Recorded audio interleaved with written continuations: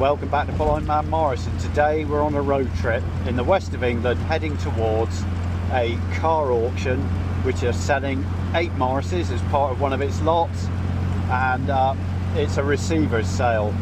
So what that means is the receiver has taken possession of these vehicles to make as much money from them as possible to either settle a date or settle probate. So we don't know what the history is behind the cars, so it could be quite sensitive. So I don't know how bad the cars are, what state they're in. They're probably not very good.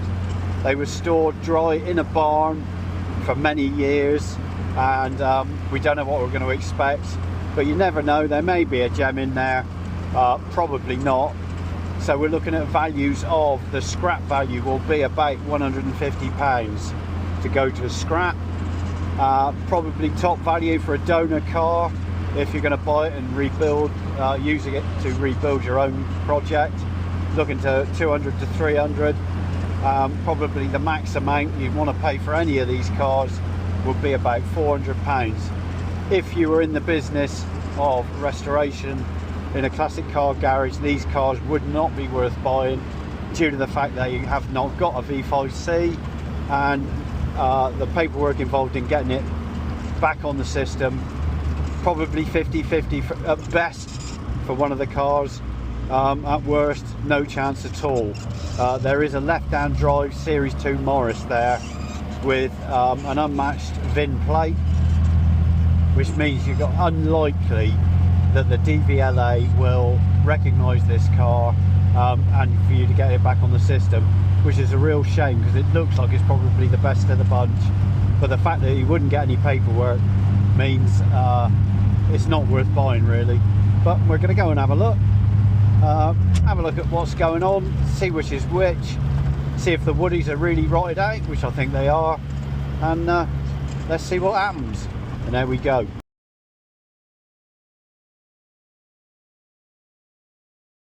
So here we are at the auctions, and we're going to start probably with one of the worst ones, which is a woody. So let's take a look inside. Oh dear, and I think this one's beyond saving. I think this is scrap value about 150, which is a real shame. It's got a dynamo. Well, it doesn't really matter, does it? No, I'm just saying though. Just can you drop that?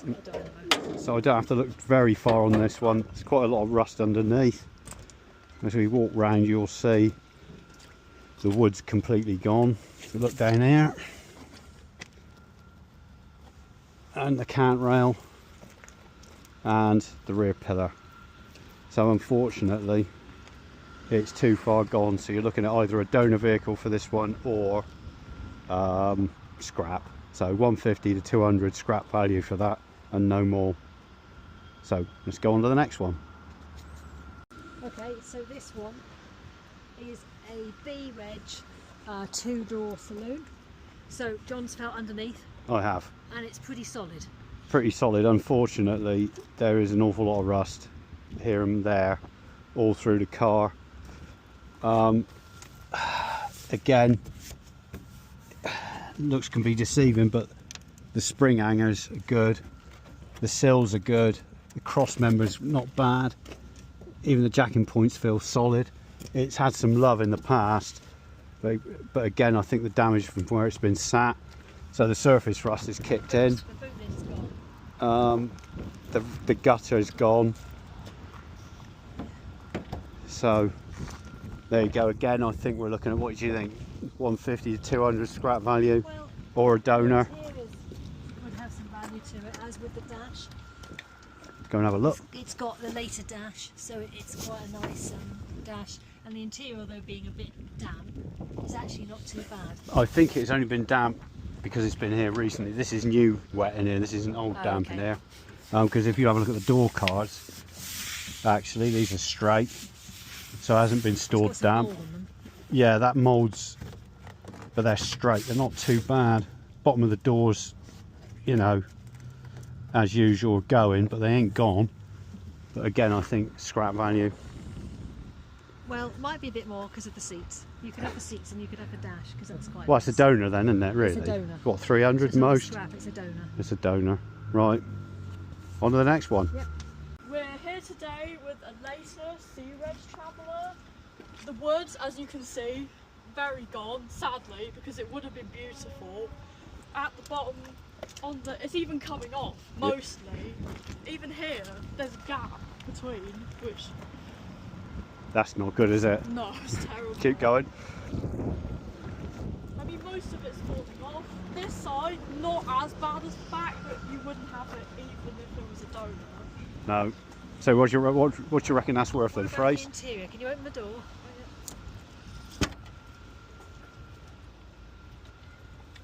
Is that safe? We'll leave it there. Just leave it there. And there we go. So that is definitely... The interior is a little bit worn, but it could be used.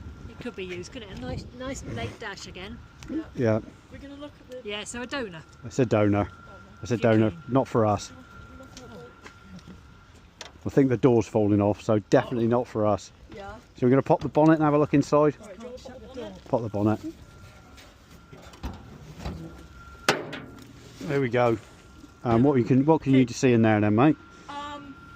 I mean, the rust isn't surface level, so you couldn't just... There is a lot of damage, definitely. Yeah, And I think you're right. Yeah, you'd have to replace a lot, I think, even if you were trying to restore it. Yeah. So that ain't worth looking at. It won't Careful, shut. because it's bent. I can't shut. Can you lift? Okay, so this is one that intrigued me when I looked on the website. So this is a later Series 2 Morris. So it's got the slatted grille rather than the earlier cheese grater grille. Is it 56 or It's a 58? 56, Is this it one. 56? We did wonder if there was a problem with the VIN number because it didn't seem to be a standard VIN, but actually looking in the engine bay, I'll show you in a minute, it does seem to be standard. There is a problem though, you might have spotted it. It's a left-hand drive. Steering wheel is on the left-hand side. The other problem, if we go around the spot the obvious issue, there's no engine inside it. No. Now, the engine is inside the car. So, just lower the boot lid on it. I'll do that.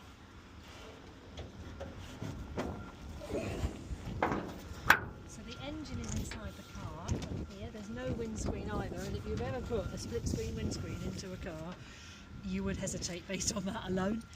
Well, it's an MG engine, isn't it? Yeah, the MG engine. Is it 1275, do you think? I don't know, but you can see probably just about in the distance there. It says MG on the top of it, on top of the rocker cover. So it's an MG engine. The gearbox is in there as well. But it's got some odd steering wheel that doesn't match the car. The other thing is, in the engine bay, all the wires have been cut on the right-hand side. So, but structurally, this car's very good. Spring hangers, sills, cross member. It's certainly an interesting chassis one. Legs, left-hand drive. And actually, it looks terrible, but if you wipe away... Yeah, metal works good, look at that. That's had some care in the past. So that's an interesting one, that is. So I reckon, I don't know, with the VIN plate. It would be a gamble. It would be a gamble as to whether or not you would get A V5C. a V5C for this car. So you'd have to buy it based on the fact that you wouldn't get the V5C. Yeah. If you did, bonus, but you might not know for several months, so that would be the risk of it. And there we go, on to the next one. Okay, so this is a 6 digit. It's, again, structurally okay, and actually the engine bay in this one looks to be better than the one that we'll show you in a minute. It's got an alternator, it's got the SU fuel pump, and I have to say we felt underneath and it's structurally sound. Chassis legs are good, cross members good, spring hangers are good. Yeah, the grill's good. Grill's good. Front balance is good. Body works in reasonable condition. It's got, oh I love that, period aerial look. It's got trafficators. Trafficators. It's a 2-door, isn't it? It's a 2-door, and also it says it's had 3 owners from new. It's done less than 100 miles since it was fully specialist restoration was carried out, where they spent about £10,000 on it. It looks like it's had a lot of money spent on it. And if you look inside, it's got the most beautiful, although mouldy now, interior. It's like a claret interior with white piping on it. Yeah, I mean that is, I can't remember, I think that might have been a special order. And It's they very starting kindly handle there. put a sign in there to say that the foot brake doesn't work, as if that's going to be the thing that you're worried about. Yeah, Isn't that indeed. lovely? So, and that, I think again, that will clean up. I like that. If we go around the back, the boot lid has gone. Surface rust at the bottom. Well, no, it's more No, than it's- that. Right at the bottom of the boot Yeah, lid the has gone. bottom of the boot lid's gone, so that'd The need bottom of doing. this door has gone. Yeah, I'll just go around the other side. Oh, it's got a dent in it here as well, actually. but other There's than that, damage where it's been hit on the side. what a shame. And the door on the other side is gone. But let's go on to the one that brought us here in the first place. Okay, so I'll stop there. Yeah, Okay, so here's the car that piqued our interest and brought us here, which meant that we looked at all the others. So this is a 6-digit. And what particularly intrigued me was the fact that it's got a two-tone interior.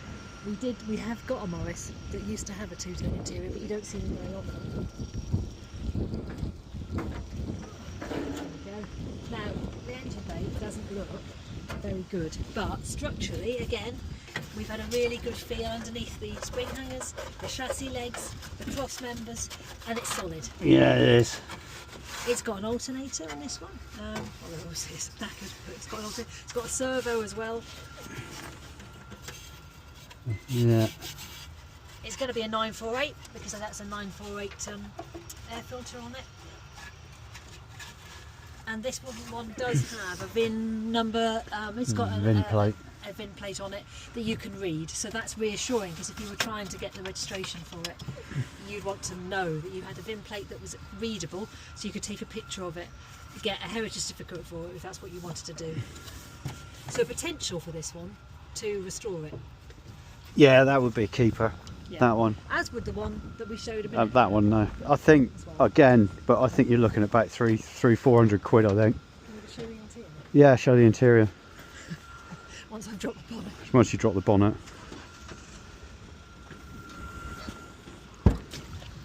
And here's the interior. And I think this has had some care. Yeah, it's in good nick, that. Roof line is good. It's in good condition. Good condition. So we'll do one more, shall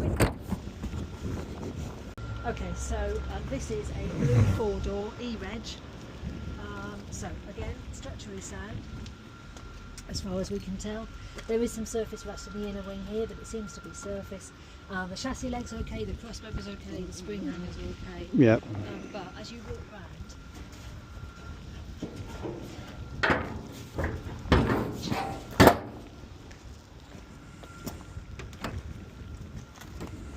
the interior is very damp. That's going to be one issue, I think. It's very nice, but it's very damp inside.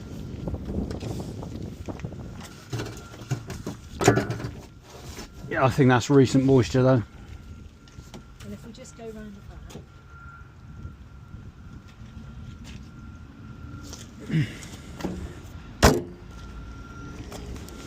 the other issue is that for whatever reason this one has been in the barn Under birds. under birds. So this particular one, there's a lot of birds on it. That may cause quite a lot of issues with the paintwork. In fact, it has caused quite a lot Some of issues. blistering, I expect. It's a bit of a shame, really, It is a shame. because I think it's actually, quite solid. It is quite solid, that one, but I think that could be the problem. Whereas the others are dusty, this one is covered in fat at the bottom of that. Boots, okay. Boot well good. Yeah. It's got the old later. This has been repaired, so that's good metal in there. It's just dirt. The wiring's been upgraded at some point. Yeah, again, it's solid. It's a real shame. Again, it's got a VIN plate, so there wouldn't be any, and there shouldn't be any problem. There could be. It's still a risk, but there shouldn't be any necessarily any issues with it. This one, Oh, it's a donor. it's a border. Yeah, it's a borderline donor. Isn't it, Yeah, really? it is. Whether you would do something with that or not. Yeah. But I think the paintwork would be, You probably could have to polish it up and give it some patina. unless you like the ratty. Ratty. It could be a good rat, actually. It'd be a good one for a rat.